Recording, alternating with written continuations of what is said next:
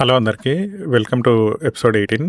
ఈ ఎపిసోడ్‌లో change data feed అనేది ఏంటి? ఎట్లా వర్కౌట్ అవుతది?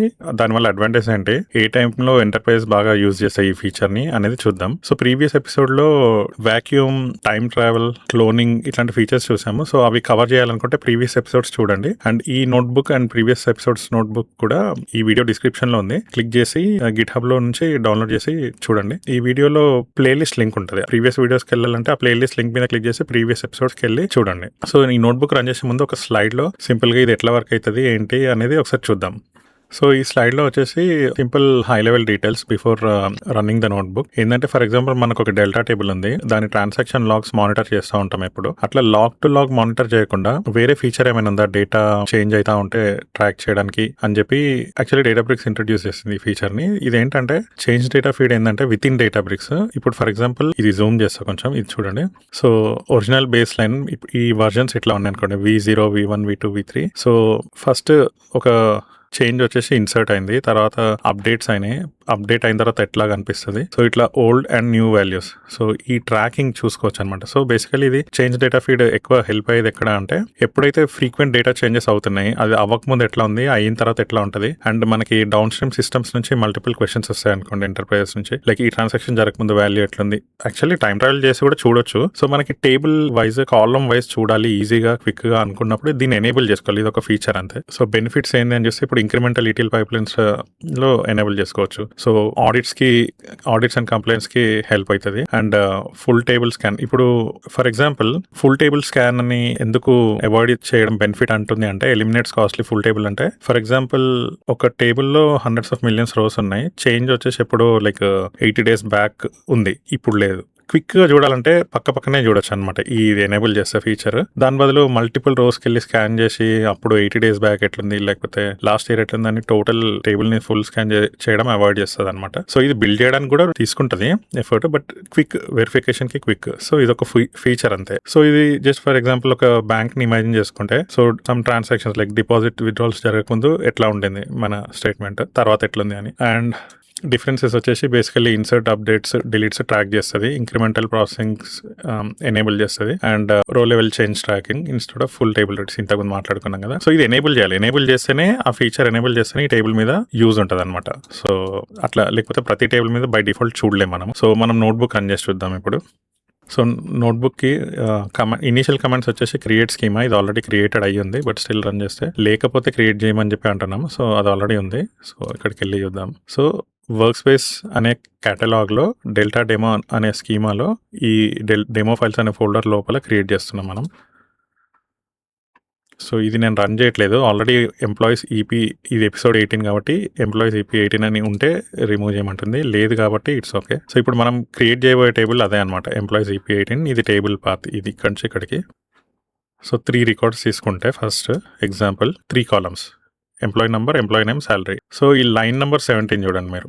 మామూలుగా ప్రతిసారి మనం ఫార్మాట్ డెల్టా డిక్లేర్ చేస్తాం, mode over right table path.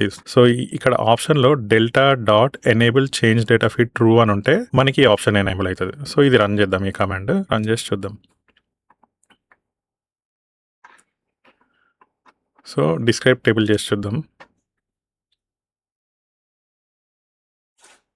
So delta table, ఈ location, created time stamp, partition columns ఏం లేదు, ఇది వేరే టాపిక్లో చూద్దాం. క్లస్టరింగ్, పార్టిషనింగ్, ఇవన్నీ. Properties, delta enabled, delta deletion vectors both are true. Table features append only, ఇది బేసిక్ డీటెయిల్స్, స్టాటిస్టిక్స్ అంతే. నెక్స్ట్ మనము కొన్ని వ్యాలిడేషన్స్ చూద్దాం. So enable change data feed table మీద ఎనేబుల్ అయ్యిందా అని చెప్పి ఇక్కడ వెరిఫై చేస్తున్నాము, దాన్నే ప్రింట్ చేస్తున్నాం ఇక్కడ. Capture the starting version, so అది క్యాప్చర్ చేద్దాం. ఫస్ట్ వర్జన్లో ఏమున్నాయి అనేది ఇక్కడ హిస్టరీ డిఎఫ్లో పెట్టుకుంటుంది. టేబుల్ పాత్ అనేది పాత్ అక్కడ ఎర్లియర్ ఇచ్చాం కదా. స్టార్టింగ్ వర్జన్ 0 ఉంది, మనం డిస్క్రైబ్ టేబుల్లో చూసాం కదా. సో ఈ రియలిస్టిక్ మిక్స్ ఆఫ్ చేంజెస్ ఇప్పుడు ఏంటనేది ఇన్సర్ట్ చేసి చూద్దాం డేటాని. 4th, 5th అంటే టోటల్లీ 3+2 5 రికార్డ్స్ వస్తాయి. ఇప్పుడు మనం సెలెక్ట్ కూడా చేసి చూద్దాం.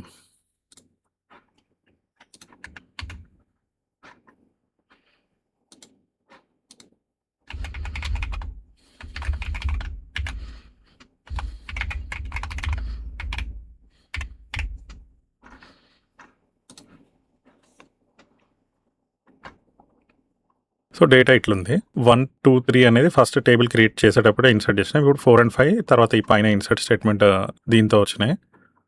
ఇప్పుడు ఎంప్లాయీ నెంబర్ 3కి శాలరీ మారుద్దాం. ఎంప్లాయీ నెంబర్ 3 శాలరీ 35,000 ఉంది, 37 చేస్తున్నాం. డిలీట్ ఎంప్లాయీ నెంబర్ 1 అంటున్నాం. సో ఇది అండ్ ఇది రన్ చేద్దాం.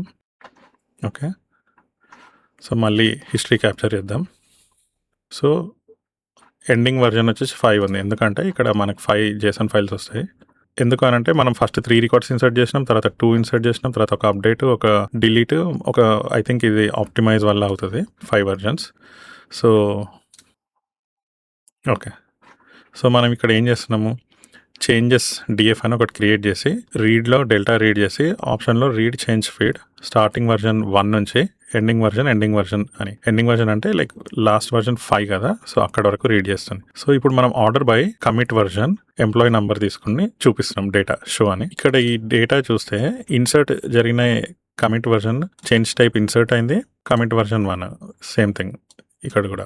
సో ఉమా అనే ఎంప్లాయీ నంబర్కి పోస్ట్ ఇమేజ్ ఏముంది 37,000 ఉంది, అండ్ కమిట్ వర్జన్ వచ్చేసి ఇది సెకండ్ వర్జన్. ఇది ప్రీ ఇమేజ్ అంటే 35,000 ఉండే, అండ్ రవి అనే ఎంప్లాయీకి డిలీట్ అయింది కమిట్ వర్జన్ 4లో. సో ఈ వర్జన్స్లోకి వెళ్ళి చూస్తే ఈ డేటా కనిపిస్తుంది అనమాట మనకి. అండ్ ఇక్కడ ఈ టైం స్టాంప్ చూడండి. సో ఇక్కడ కమిట్ టైం స్టాంప్ చూస్తే ఏ డేట్ అండ్ టైం స్టాంప్కి ఏం యాక్షన్ జరిగింది అనేది చూడొచ్చు. సో ఇప్పుడు సెలెక్ట్ చేసి చూద్దాం యాక్చువల్లీ డేటాని.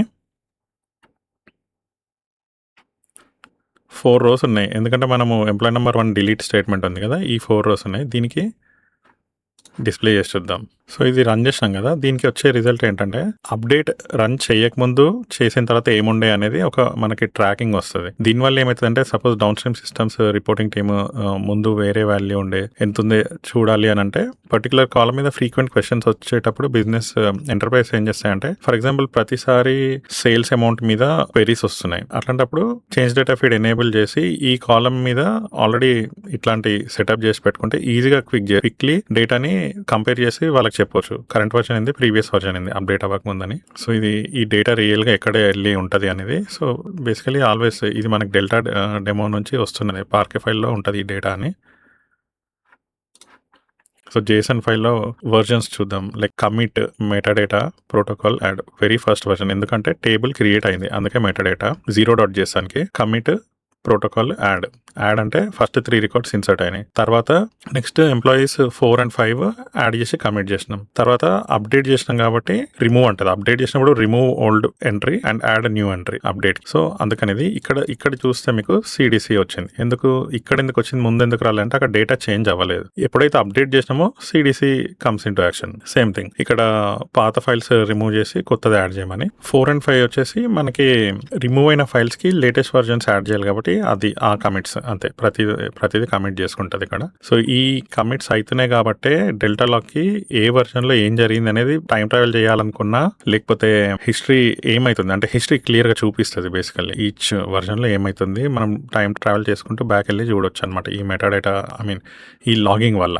ఇప్పుడు ఇది రన్ చేసి చూద్దాం లాస్ట్ వాలిడేషన్ స్టెప్. ఓకే, ఇది ఏం లేదు, బేసికలీ మనం చేసిన వాటికే ఇప్పుడు for example down stream systems వాళ్ళు వచ్చి లాస్ట్ ప్రాసెస్డ్ వర్జన్లో మనకి ఇది ఎప్పుడు హెల్ప్ అవుతుంది అంటే బేసికల్లీ డౌన్ స్ట్రీమ్ సిస్టమ్స్ వాళ్ళు ఫ్రీక్వెంట్ క్వశ్చన్స్ చేస్తున్నారని చెప్పినా కదా. ఒక కస్టమర్ తీసుకుంటే బ్యాంక్ ఎంటర్ప్రైజ్ అయితే కస్టమర్ తీసుకుంటే ఎప్పుడు లేటెస్ట్ ట్రాన్సాక్షన్స్ జరిగినాయి, వాళ్ళ లేటెస్ట్ డిపాజిట్స్ కానీ విత్డ్రాల్స్ కానీ ఏంటి అని అంటే ఫర్ ఎగ్జాంపుల్ వరల్డ్ వైడ్ వాళ్ళకి 200 million కస్టమర్స్ ఉంటే for example only thousands of కస్టమర్సే డిపాజిట్స్ విత్డ్రాల్స్ ఆర్ డిపాజిట్స్ చేసిండ్రు అనుకుందాం. సో వాళ్ళ కరెంట్ వాల్యూ ఎంత ఉంది వర్సెస్ ప్రీవియస్ వాల్యూ ఎంత ఉంది చెక్ చేయాలని అనుకుంటే ఎవరిది చేంజ్ అయింది ఎవరిది చేంజ్ కాలేదు మనకు తెలియదు యాజ్ ఆఫ్ టుడే. సో అన్ని రికార్డ్స్ స్కాన్ చేసేవాళ్ళు. సో బేసికలీ ఫర్ ఎగ్జాంపుల్ ఒక బ్యాంక్ ని ఎగ్జాంపుల్ గా తీసుకుంటే వాళ్ళు ఒక సెలెక్టివ్ 5,000 రికార్డ్స్ కస్టమర్ రికార్డ్స్ ఇచ్చి కస్టమర్ నేమ్స్ ఇచ్చి ఈ కస్టమర్స్ కి current latest transaction today and how it was yesterday or day before yesterday అని అడిగితే so or most recent deposit which is not today but most recent ఎప్పుడైనా సరే అని check చేయమంటే సో టోటల్ టేబుల్ స్కాన్ చేయాల్సి వస్తుంది. Like 200 million records or 500 million records ఉంటే అన్ని స్కాన్ చేస్తుంది. దాని బదులు ఆ సెలెక్టెడ్ కస్టమర్స్ కి pre image post image verify చేస్తే మనకి ఆ లేటెస్ట్ డేటా వచ్చేస్తుంది. టోటల్ టేబుల్ స్కాన్ చేయాల్సిన అవసరం లేదు, ఈ చేంజ్ డేటా ఫీడ్ క్యాప్చర్ చేసి పెట్టేస్తుంది. నెక్స్ట్ ఎపిసోడ్ లో మనము ఆప్టిమైజ్ అండ్ జీ ఆర్డర్ గురించి చూద్దాం. Thanks for watching.